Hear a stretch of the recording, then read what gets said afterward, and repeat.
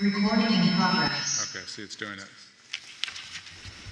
So, I've got feedback, Marshall. I'm going to try and figure it out.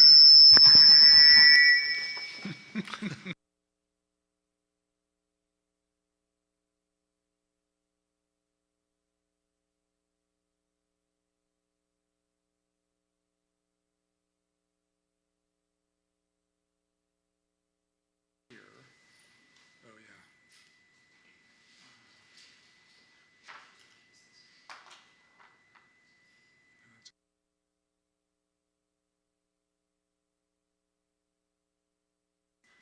Seems to have fixed itself. No.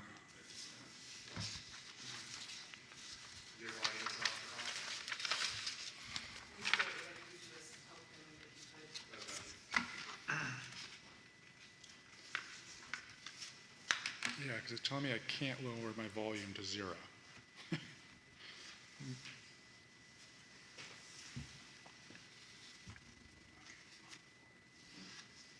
Mute. Okay.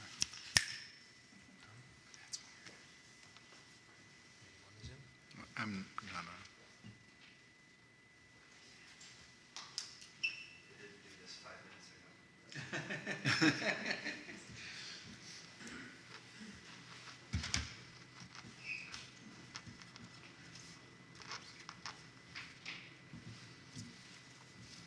Are we good?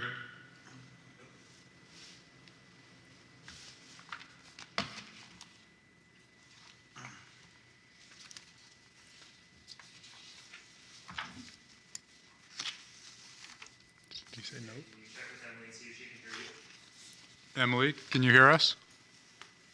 Yes, I can, thanks. Okay. We're good to go, Marshall? Good to go, start with that. Okay, thanks. Thank you, Marshall. We'll call the November 20th MUSD board meeting to order at 5:02. Please call roll. Aaron? Student trustee Oatney, Here. trustee Bloyd, Here. trustee Griffin, I'm here participating remotely via video conference. My just cause is that I am pretty sick and contagious. thank you. Trustee Schaefer, Present. trustee Morton, Here. trustee Ong. Here. Thank you. Nothing to disclose from closed session. Do we have a motion to approve the agenda? We need to amend the agenda to include an item to accept trustee Griffin's remote participation due to illness. Okay. So I'll make a motion to approve that with that additional item at the front of the agenda. Second. Thank you. Please call Aaron. Student trustee Oatney, Yes. trustee Bloyd, Yes. trustee Griffin, Yes. trustee Schaefer, Yes. trustee Morton, Yes. trustee Ong. Yes. Thank you. So I just recommend that I make a motion Right. to allow trustee Griffin to participate.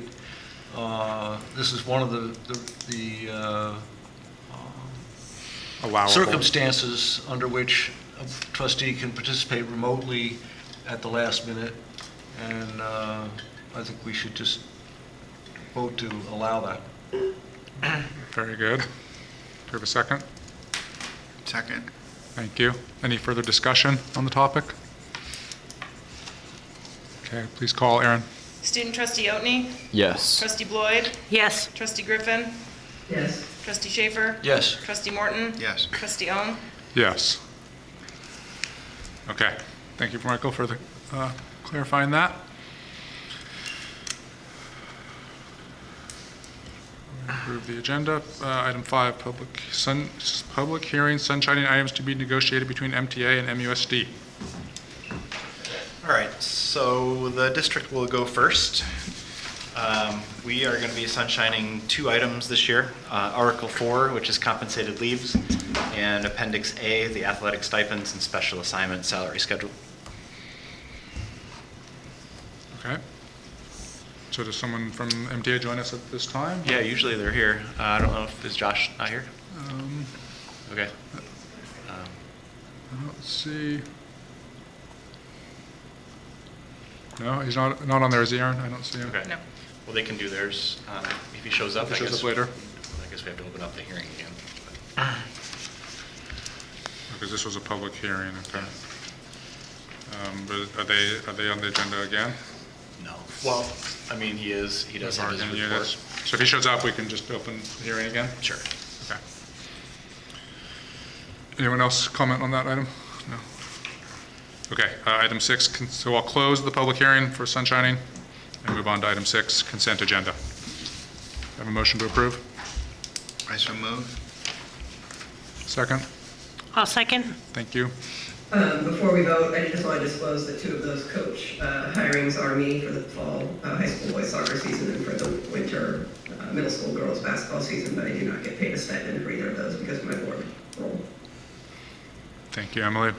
And that was noted in the packet for anyone that delved into it. Any further discussion?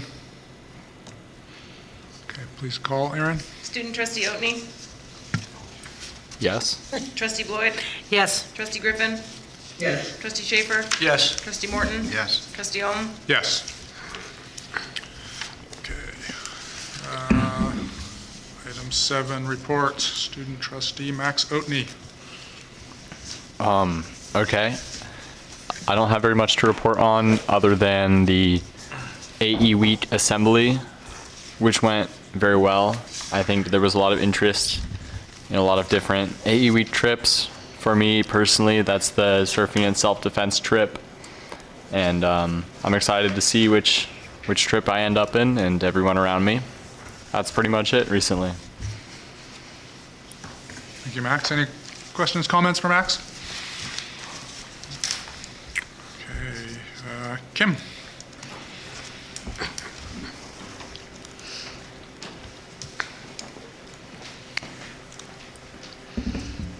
All right. This afternoon, I wanted to highlight for you guys our TK program. Chelsea Thompson has done a fantastic job of creating a really well-balanced program for our youngest students on campus. As you might remember, last year was the first year we had TK separate at the K from the kindergarten classroom.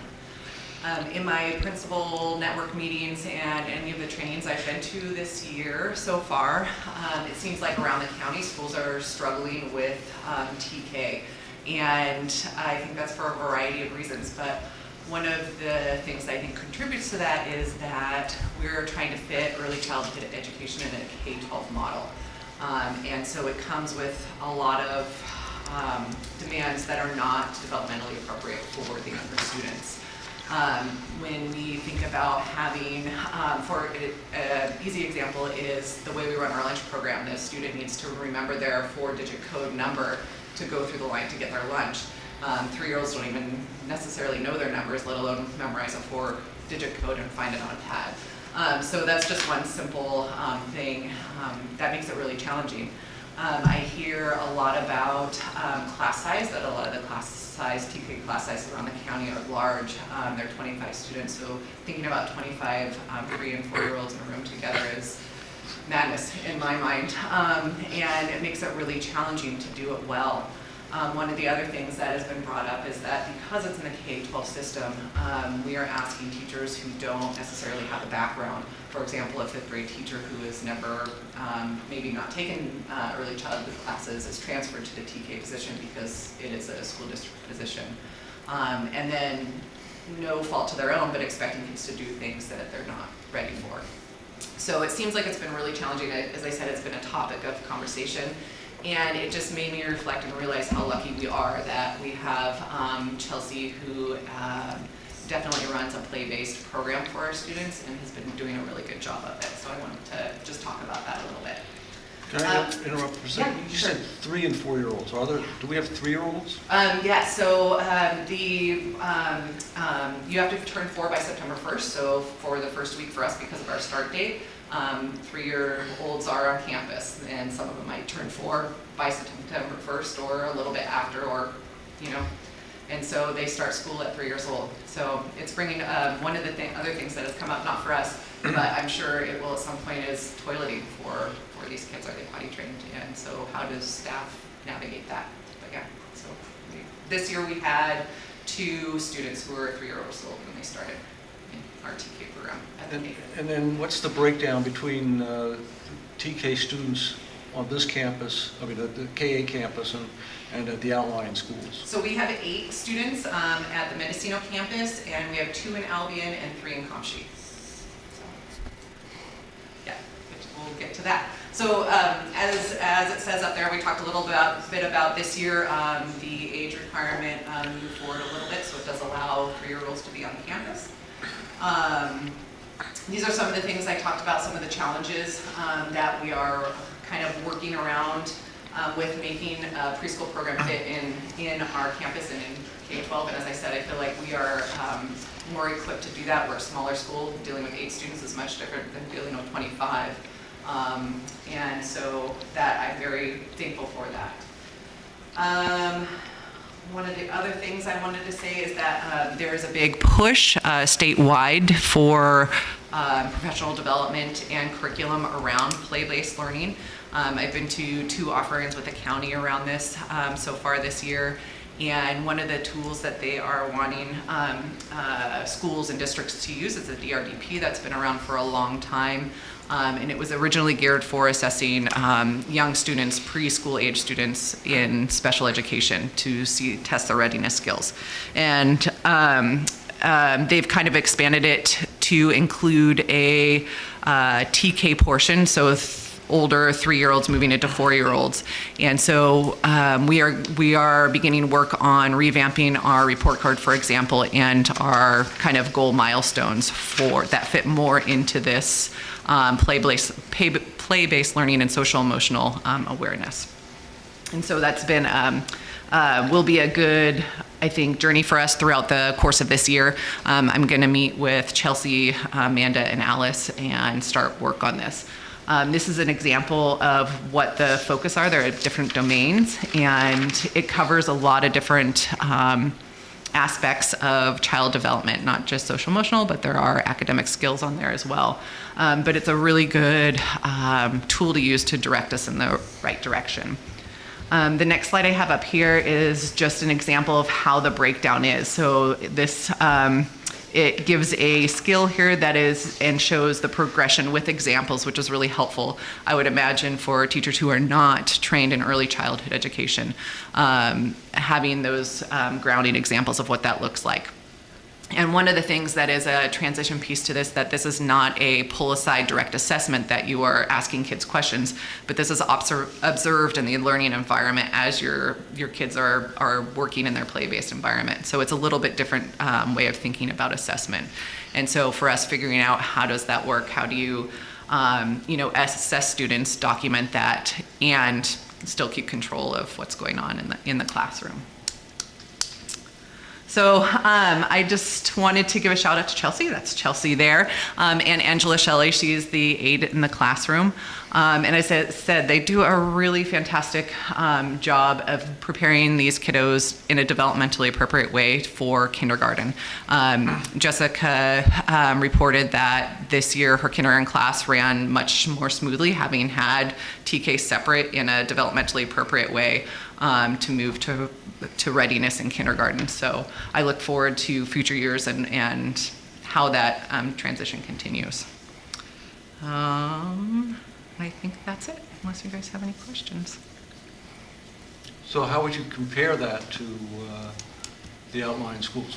With 8 out of, almost half of our TK students are not in this environment. Yeah, exactly. I think it's much more challenging to provide a play-based program.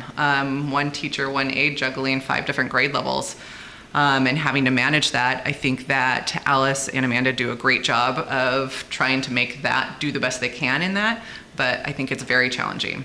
And I think it's very different for students to, have one other peer that they're working with in this collaborative process versus 7 others, and it just poses a different environment. So we'll see as we build on it how it goes. No, I mean, this approach is very similar to what our program in Elk is based on, play-based learning. Yep.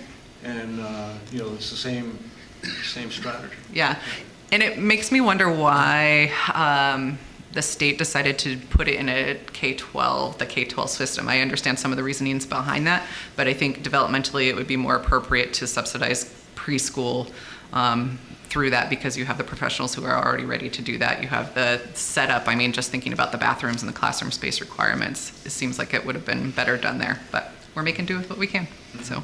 Do you think the state is aware of what's going on? Who knows?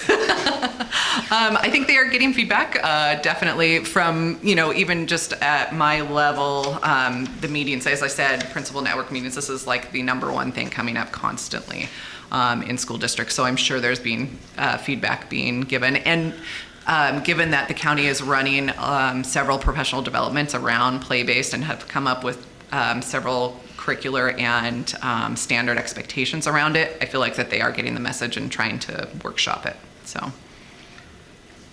When you said 24 students, that was just shocking. It is. I mean, and it's one of the big things. I was talking with a woman from over the hill who is a principal of a K-2 school, and she wanted to know what our TK looked like, how we run it, and we were comparing, and she's like, I just don't know how to get, she's like, I have 3 classes of 25 to 28 TK students, and I said, well, to me, that's the first barrier that we need to figure out. And I said, I know that's complicated in a K-12 district because resources are scarce, but that is something that even if you put another aide in there, just the personnel capacity in that room, the feedback, the sensory input that they're giving is not developmentally appropriate for them, let alone then having 60 kids in the lunchroom at one time is nightmarish for 3 or 4-year-olds. So a couple districts said that they do food service in the classrooms because of that. They're avoiding the bigger schools who have multiple TK classes. So it's just interesting. Yeah. Thanks, Kim. Yeah, you're welcome. Thank you. Jason, you're up. All right. Let's see. I went to this to a meeting in Willits recently called. It was for the Pacific Core. It was Pacific Core convening, but really it's about the Pacific Core Ocean Restoration Initiative, and this was put on by the California Civilian, the California Conservation Corps, and the Nature Conservancy, and. Fort Bragg was represented. I went on behalf of Mendocino Unified, and it was all about how to. The goal was, how to get the CCC off the land. They do a lot of land restoration and trail work and even firefighting, but they don't go west. They don't go into the water, and they haven't done anything with that. So it was about how to get those 2 organizations to work together. But then Mendocino College was there as well, and they want to start a marine science program here on the coast, and we might have some dual enrollment opportunities with them. We talked about how we can do more with our students around here and create better awareness of what's going on with our oceans and the need for the kelp restoration. So it was really a good meeting. If you ever have a chance to check out that new California Conservation Corps complex in Willits, it's beautiful. It's brand new, just past the hospital. It's very impressive. I don't know where they got the money for that, but it's very nice. Let's see, and then I was able to go to a legislative coffee hour with Chris Rogers over at MCOE. He's one of our assembly members. It was interesting. He was brought. He was asked a lot of questions, and he had good political answers, and that I kind of walked away with that thinking that it's not as easy as I think it is. Like, why don't they just fund this, or why don't they just do this? And he talked a lot of the reasons why some of these things are difficult. But I think he seems like an excellent representative. And then he actually the next day took the time to come and talk to our. Was it ethics study? What class was it? Civics? It was a mix of seniors and some other classes. Oh, okay. So Yeah, civics. he came to talk to our students here at the high school. So for a busy guy to come over here, that's great. And I think, did Pam set that up? So yeah, Pam has always done a great job of bringing in local leaders. Happy to report that the septic system is complete. We're all done in Elk. We passed inspection. So porta potties have been removed, and we are back in business, so that is fantastic. We still don't have a final staff member, so they've been piecing it together with substitutes. But from what I'm hearing, some of those subs will be moving on and doing other work. So I don't know how, but we have to find either a teaching assistant or a preschool teacher down there. Then finally, just because I work closely with the maintenance department, just want to give a shout out to them. We had a custodian who was out for 18 days, and we don't have a sub. So they gladly raised their hand, and I had a whole chart in my office that said, okay, you're going to do this, you're going to do the comm school, you're going to do the kitchen, you're going to do the gym floor, you're going to do the tech center. And I'm sure it wasn't done as well as it could have been done by our regular employee, but the fact that they stepped up and did it is fantastic. And I think that we're at that kind of, we're not back there, but maybe I'll just say we have a group of maintenance workers who will never say no. They won't say that's not my job. They'll step up and do it. So really, really pleased to see that come together. That's all I have. Questions, comments for Jason?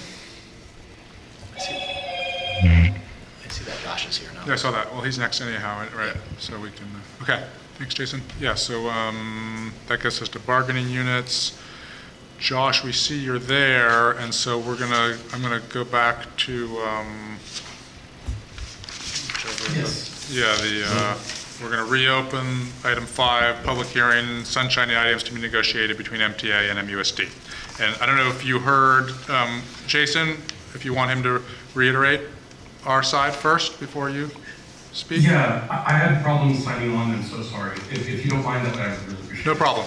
So the district is going to sunshine Article 4, the compensated leaves, and then Appendix A, the athletic stipends and special assignment salary schedule. Okay, thank you so much, I appreciate that. On our end, we've agreed upon Article 12, the health and welfare benefits, Article 10, the working conditions, and Article 3, the hours of employment. And so I appreciate that. Does anybody have any questions of any of those ones or concerns? No? I don't see any. Yeah, okay, perfect. I'm sorry I couldn't be there tonight. I had a carpooling issue, and I thought I was going to be there, but I just appreciate what you all are doing. I want to take just a quick moment to let you know it was announced that you guys would be visiting, I think, the KA campus soon for one of our staff meetings, and it was interesting. Just the people at my table kind of stiffened up a little bit, like, oh, like what's happening? And our e-board, we kind of reiterated, like, this is what we've asked the board to be a part of, like, the negotiation meetings. And I know last year it became a little contentious, trying to do that. And I just really appreciate you all taking the time to do that. I think it's going to be a really good experience for the teachers to be able to kind of see your side of it. So it's less of that us and them, and just get to see. I firmly believe each of you are working for our teachers and our staff, our students, families, community, all that good stuff. So I just really appreciate you all, and I'm looking forward to that. And just thank you for hearing us on that end. I really do appreciate that. And I just also want to give a shout out to the RTK teachers. I appreciate all that Kim shared. It is really difficult, I know, in our outlying schools to pull that off, but how much kids are thriving and teachers are doing amazing stuff, and so is the rest of our staff and our school board, and our event. So thank you all. I appreciate it. Thanks, Josh. Comments or questions for Josh? Okay, so we're gonna once again close that public hearing. And then move on to item 9. 7 point. Did I miss one? Oh, sorry, thank you, yes, 7.4. Board trustee reports. Start down there at the end, Mia? I don't have anything. Okay. Michael? I wanted to report on the memorial for Judy McDonald that was held recently. Judy was a longtime bus driver, classified office worker, statistician for the scores for almost 30 years of high school games of all stripes. There was a huge turnout at the Comptree Community Center, and I was gratified to see so many staff, current and retired, who came out to celebrate Judy. And I just wanted us to remember her incredible energy and decades of work for the district.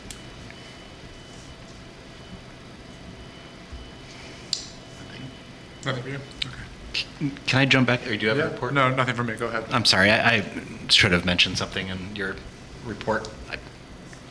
But I want to also mention the passing of Tiffany Grant, who was our accounts payable person. Before that, she was in the library as an aide and ran the K-8 library. But she just retired in February and passed away this past week. She was a great office mate, and we all noticed it as soon as she left. As soon as she just retired, the office was different up there, the district office. It was kind of boring. So no offense, Aaron, but we really missed her, and now to know that she's no longer with us is really sad. And Mark, you mentioned that if there's a memorial, that you'll let me know. Yeah, Because I'll you're let you know. tapped into that, so, and I'll let the board know. Thank you. Okay, thank you for catching the reports, Michael. Then, well, we're not quite to 5:30, so we will move on to item 9.1, Mendocino High School Phase 3. All right, so I don't have too much to report here. Things are moving along. I think the locker rooms are finished. And he's now, our Phase 3 employee, construction worker, is now moving on to the wood shop to fix those windows and doors. And the railing going up to the PAC, he's fixing that and going to paint that. And then he is going to be doing the band room window and the custodial closet near the gym. So he has a lot to do. He's very busy. He's working hard. He's doing a great job. So the work will always be there, but he's making good progress. So I think last month we talked about the fact that some of the new construction at the high school site is already showing extreme weatherization. Has anything been worked out on that? Well, they did come and they have been trying to fix the fire alarm system, which is still not fixed. And I know that the fire department's getting concerned about that, but they're working on that. So we've had progress on that. They have painted the generator enclosures. That was all rusty. As far as I can tell, last I saw, they haven't painted the handrails yet. Is that those they're just going to paint them with a better? I don't know what they're going to do, but they got to fix it because 4 months later and it was already showing rust. So, you know, we're moving along on some of those things, but slowly. Have we finalized Phase 2 in terms of, you know, going through all the checklist and paid them the remaining balance of their monies? Yeah, so I think the entire Phase 2 project has been closed out, and that's everything. It's Meg's online here, but I believe it's all the payments have been made.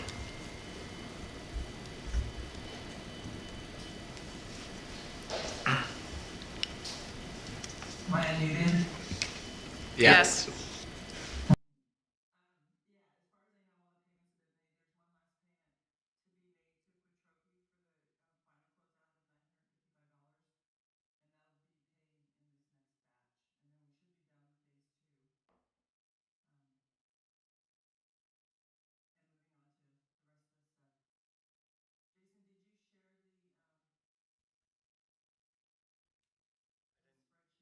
I emailed an updated bond fund and developer fee fund update to you guys, but I think I emailed 1 or 2 o'clock. So, I haven't seen it. but take a look, and Meg wrote a lot of explanatory notes on the bottom of it. But if you have any questions, we can discuss. Anything else for 9.1? Okay, we're almost at 5:30. Emily might have something to say. I see Emily? her. Just one question.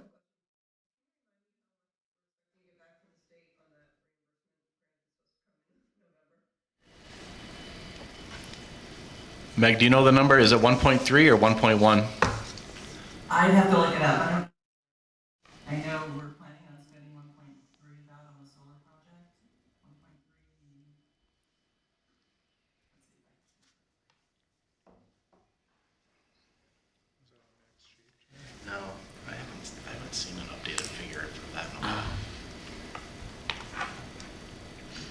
you have a follow-up question, Emily?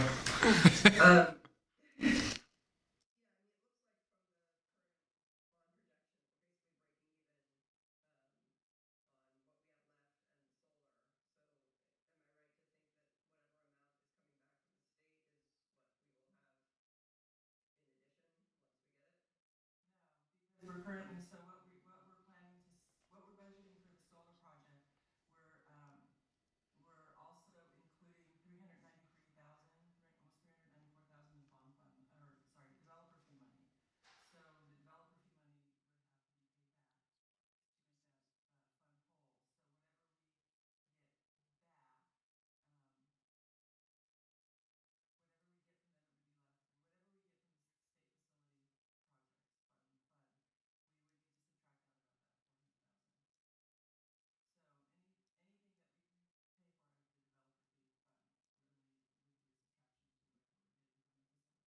we're getting from the facility fund.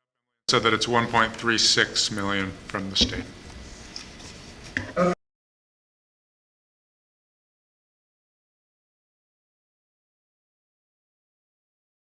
So if it's 1.3.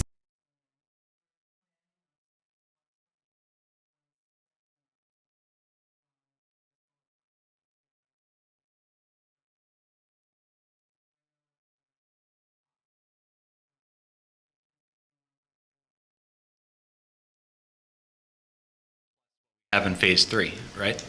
But yeah. So That sounds closer to, is that where your brain was going, Emily? 900, 900.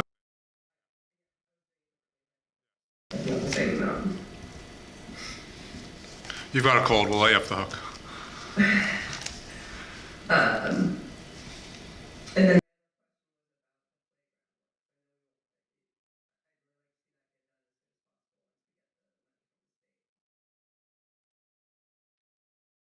Oh, that's the plan. I mean, we would love it. Our committee has been meeting, we met all last year and had a plan, and it would be right around 350, I think, to get exactly what we want. It might be a little less, but then again, it might be more because the quote was a year ago, so.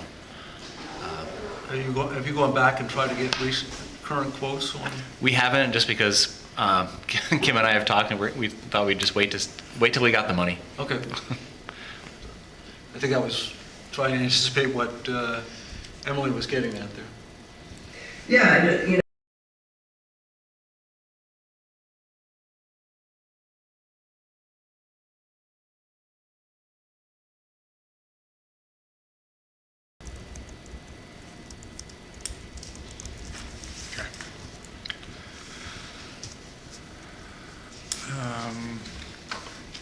Okay, so that, let's see, that was phased under 9.1 still.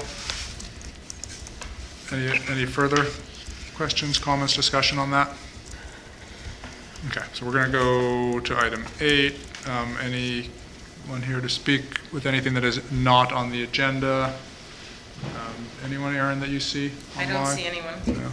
Okay. Anyone in the audience off agenda? No. Okay, thank you. Okay. 9.2, approval/authorization of certificated teaching assignments. Anything to explain here, Jason? Yeah, so we just missed one last time we did this. We did all the limited assignment options last month, but we just missed one for our 6th grade math teacher. Understood, okay. This is an action item, correct? Yeah. We need a motion for this? I just want to say I'm going to recuse myself from this one. It's my spouse. Okay, thank you. We need a motion, please? I'll move that we approve and authorize the teaching assignment for the 6th grade math teacher. Thank you. Second. Thank you. Further comments or discussion? No? Okay, please call, Aaron. Student trustee Oatney, Yes. trustee Floyd, Yes. trustee Schaefer, Yes. trustee Morton, Yes. trustee Ohm. Yes. Thank you. 9.3, MHS Alternative Education Week trips. Are you speaking to this? Are you in here? I see we have a little handout here from somebody. Yeah, so just got to approve our trips. I think we have another one. One out of state, one out of country. We're going to Oaxaca. We're going to Mexico again. Yeah, the other one out of state is to Oregon Shakespeare Festival. Oh, I see. We are only we have to approve the out-of-state, out-of-country trips. Understood. Well, I can speak to, I've never been to on the Ashland one, but I was on the Oaxaca trip last year. And I think it was a phenomenal experience for those children. Actually, Max was there, yeah. So you want to say anything, Max, about the trip? No, it was pretty unforgettable. We made a lot of headway on fundraising as well. The price tag is a lot more achievable than it seems.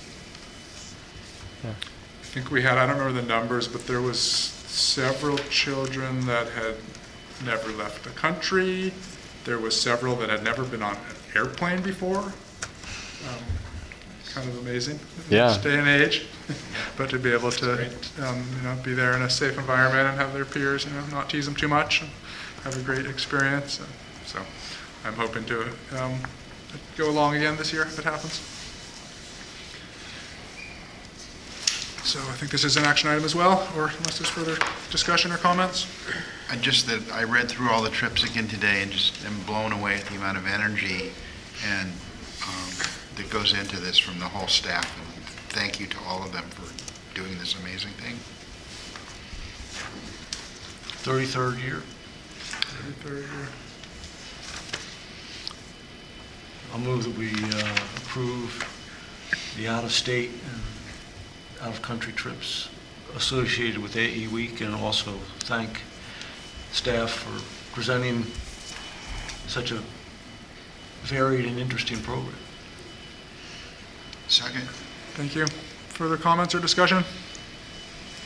Please call, Aaron. Student trustee Otney? Yes. Trustee Boyd? Yes. Trustee Griffin? Yes. Trustee Schaefer? Yes. Trustee Morton? Yes. Trustee Owen? Yes. Okay, 9.4, District of Choice Transfer Report.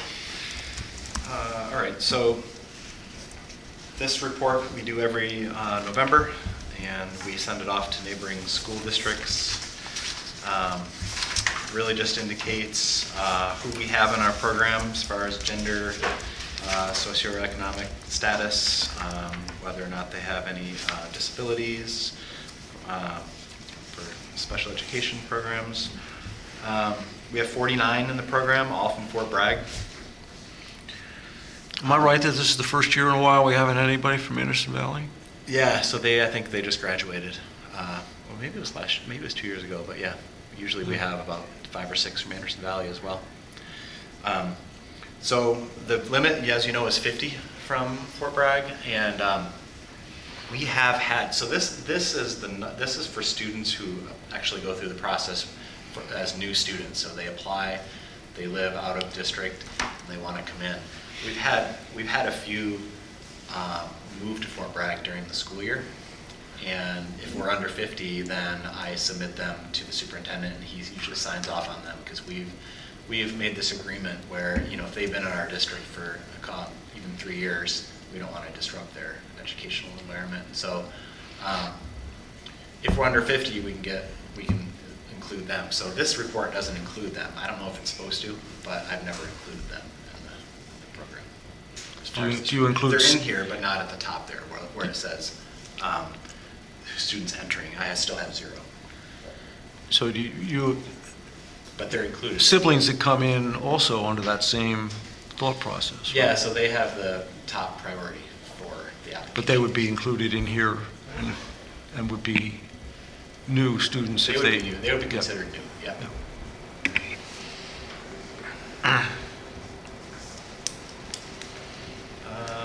And I think it's a yes. Is it an action item? Oh, it is an action item. Okay. So this is an action item. Looking for a motion. I move that we accept the transfer report or approve it. Thank you. Do I have a second? I'll second. Thank you. Any further comments or discussion? No. Student trustee Otney? Yes. Trustee Boyd? Yes. Trustee Griffin? Yes. Trustee Schaefer? Yes. Trustee Morton? Yes. Trustee Owen? Yes.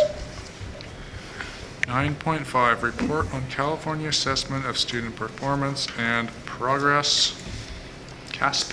Yeah, so if I could, I think I can share already, right?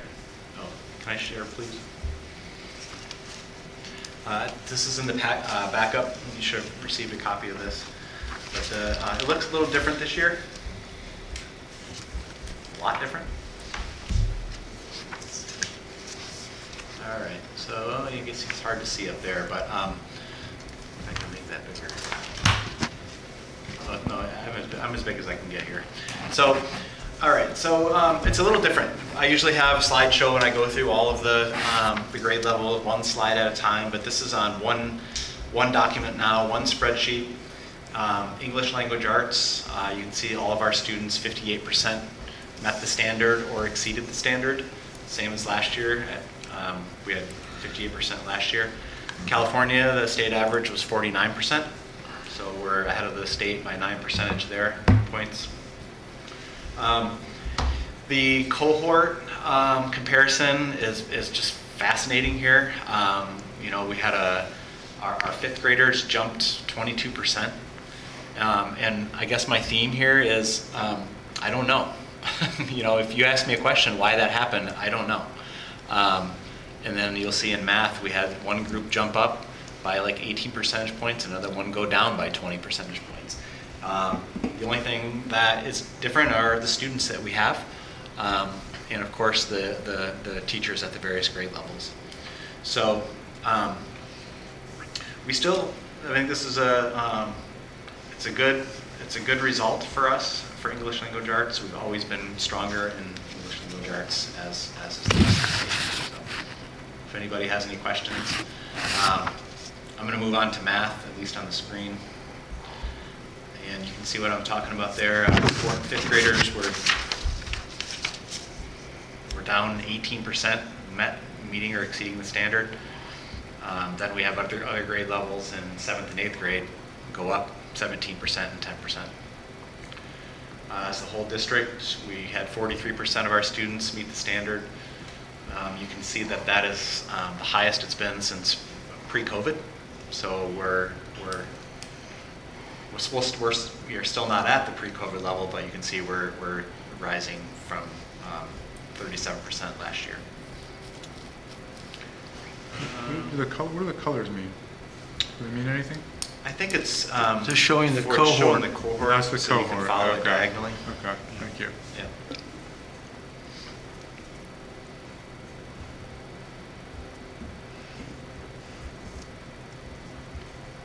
And then for science, I thought these science scores were fantastic at 52%. California state average is 33%. So we're 19 percentage points better than the state for our science.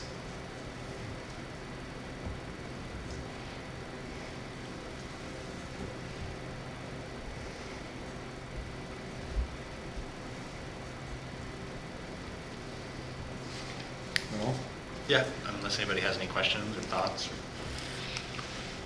discuss anything. Sorry, I'm not talking into this, Marshall. Just the same old story, it's a small sample. Yeah. Well, I mean, I think that, you know, we've talked about how, as a small district, we should be able to give individualized treatment, you know, an IEP for every student, you know, in an academic sense. But when it translates to actually doing that, it's hard to do. I think it's, you know, we have a K-5 RTI teacher, and we do universal screenings in those primary grades. So I think that we do a good job at the youngers, but then we don't have the 6-8 RTI. We don't have, you know, staff at the high school doing that work. So I think that we're doing, we have student study teams, and at the high school they have Aspire. And SSTs where, you know, students, I don't think students are falling through the cracks. I think they're being identified, they're being brought up at staff meetings, and they are getting intervention where they can, but I think it just comes down to staffing. If we had additional staffing, I I know we already are staff rich, but I think it's easier the younger they are with the number of people we have doing that work. Can I make a comment? Sure. Appropriate? Please. Oh, sorry, it's not my meeting. Michael, just to follow up on that comment of giving an IEP for every student, which is might seem to be achievable. Our resource teacher, whose job it is to, be the case carrier and oversee the IEPs, currently has about, I think, 27 IEPs and about 10 504s, and that is basically putting her underwater. So this is kind of something we've bantered about for years. It's that in a dream world, every single student would have an IEP. I understand. It's I not understand about, the difference, but I am. Okay. It is. I think it is a dream. But what I am trying to say is that the students who actually have IEPs is a struggle for us to do proper. I think that's important to point out. We do have.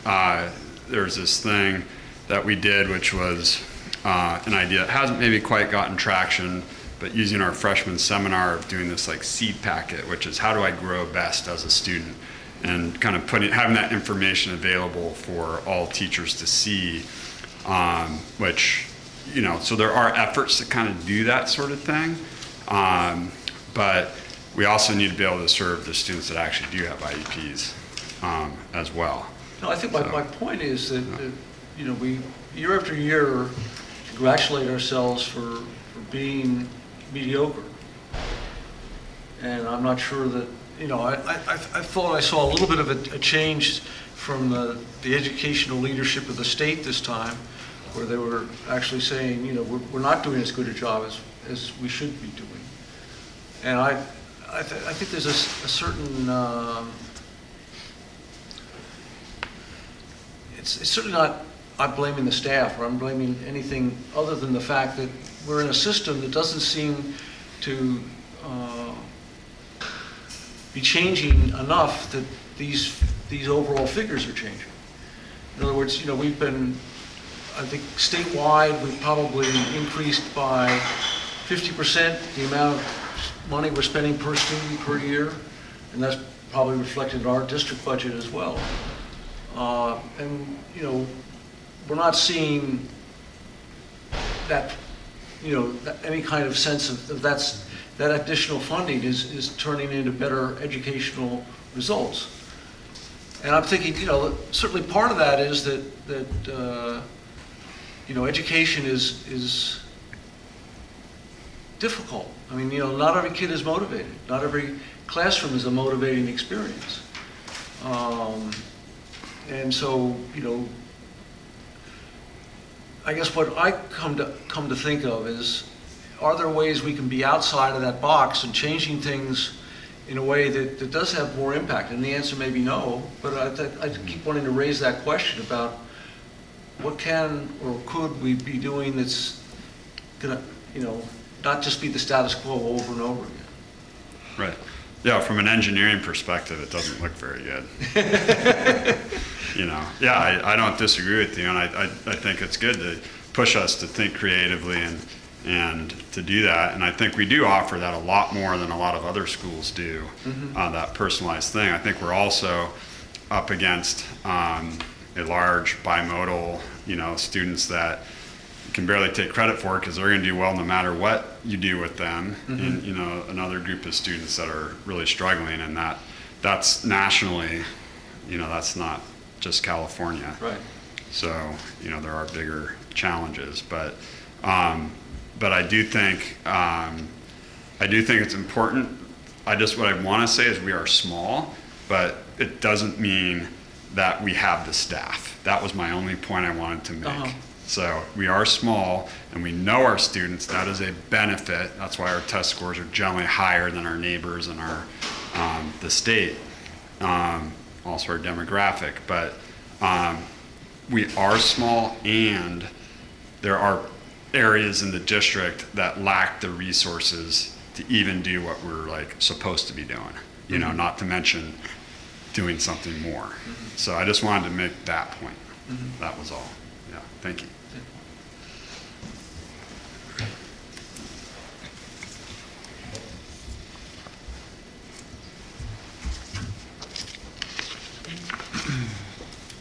That was all under 9.4, I believe.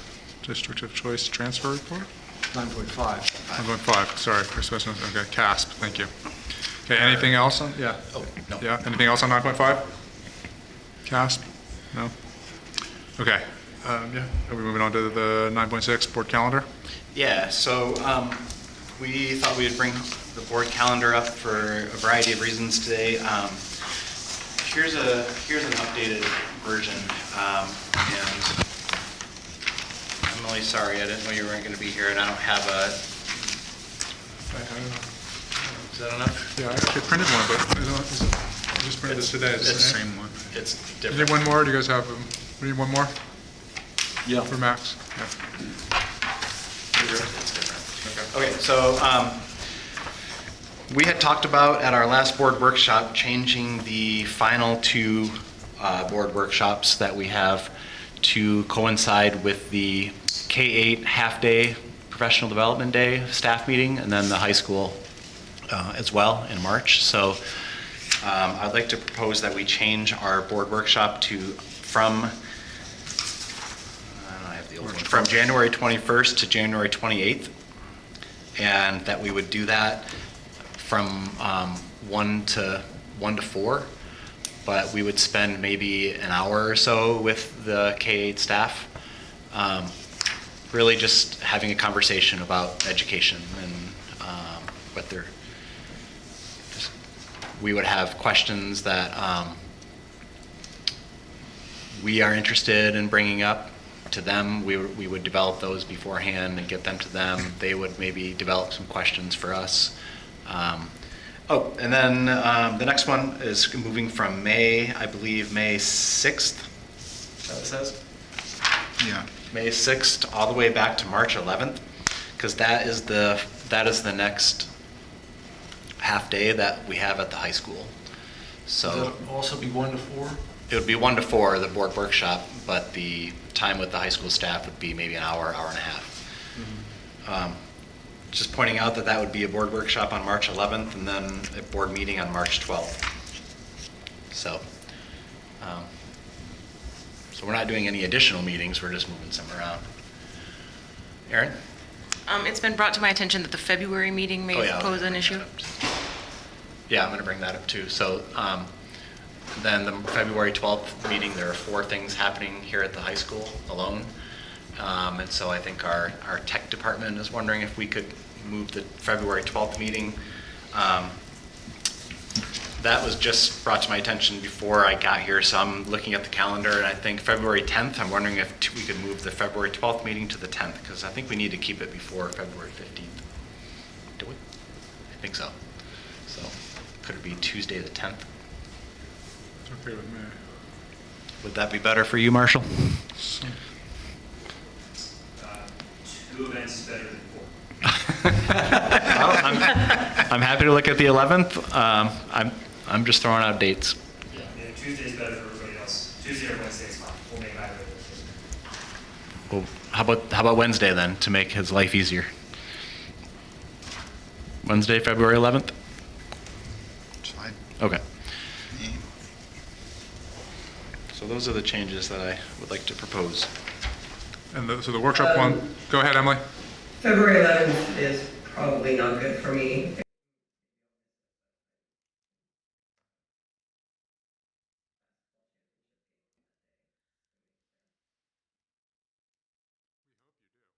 I know. I'm not a Monday meeting? We can do the 10th. 10th. Okay, all right. How about the 10th? We'll stick with the 10th. Tuesday the 10th. All right. That's regular time. The other ones are 1 to 4, is that what you said? Yeah. Workshops? The staff meetings usually start around about 1 On a half day. on a half day? 1:15. Okay. Yeah, so 1 o'clock would be good. Okay, so do we need to approve this? Probably. Yeah. Yep. Okay, so we all clear on these changes? Three Can we go over changes, them right? one more time, Yeah, just to so be sure? it's the new 2 workshop dates are January 28th and March 11th, both at 1 to 4 p.m. I thought it was March 10th. No. No, Oh, March 11th, correct? Yeah. Lisa? Wednesday, the 11th? Wednesday, the 11th, yep. And then the February board meeting, moving up 2 days to the 10th. Tuesday, I believe Oh. it is. Oh, right. Okay, I see that now. Long week. Yes, Tuesday the 10th. So three changes total.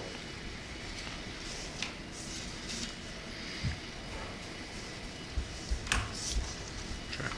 I'm looking for a motion, please. I move we make those changes. Thank you. Do we have a second? I'll second. Great. Further comments or discussion?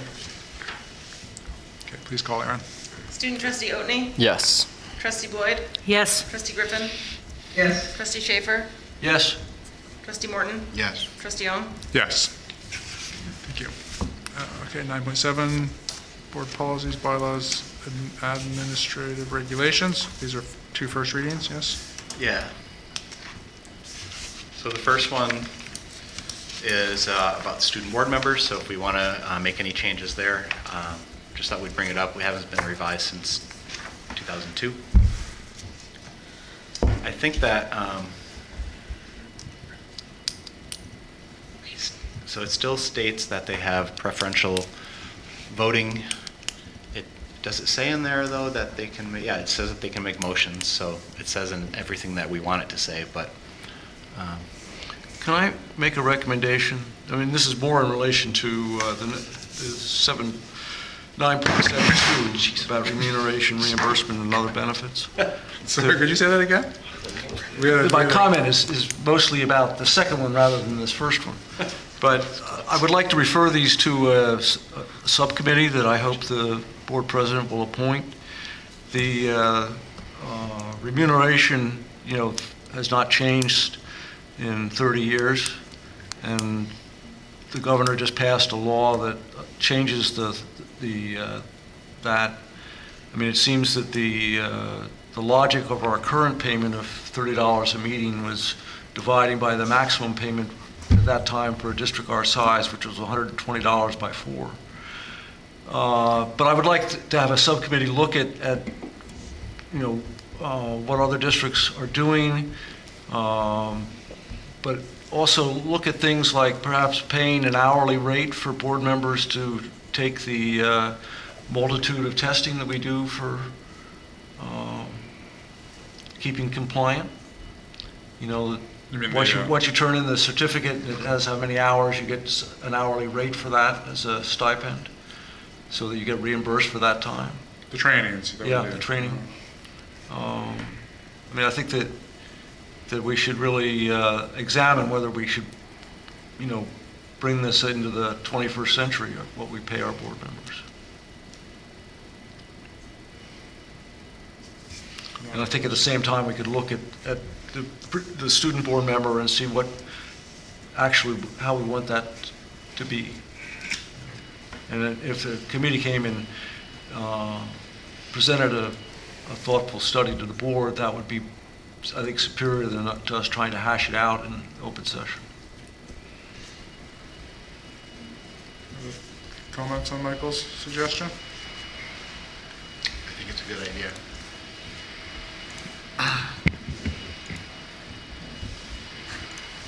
Any other thoughts? Emily, any thoughts on that? No, I think it's probably a good idea to have a subcommittee or an ad hoc committee. Okay. And then the next question would be, who would like to be on it?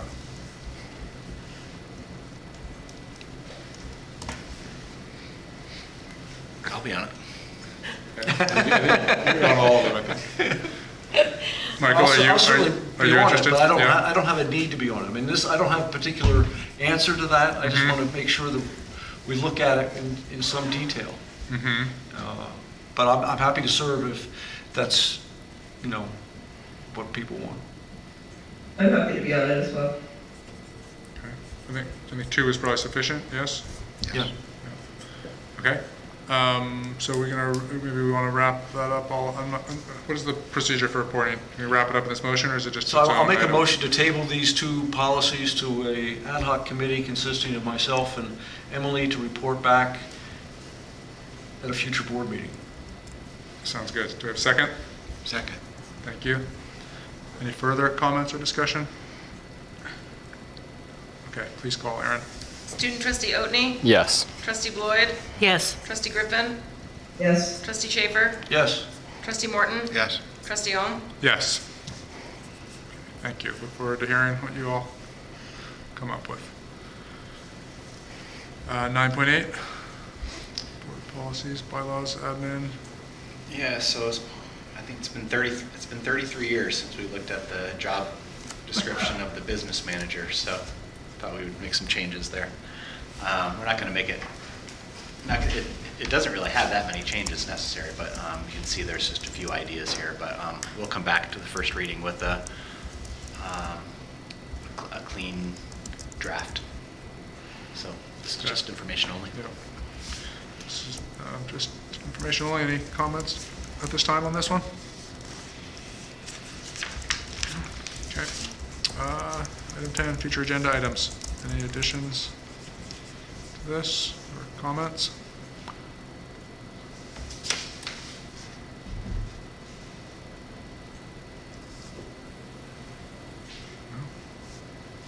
No? Okay, unless there's anything else, we will adjourn. You hold me. Yeah, I mean, just in case. I don't know what happened. There was some release.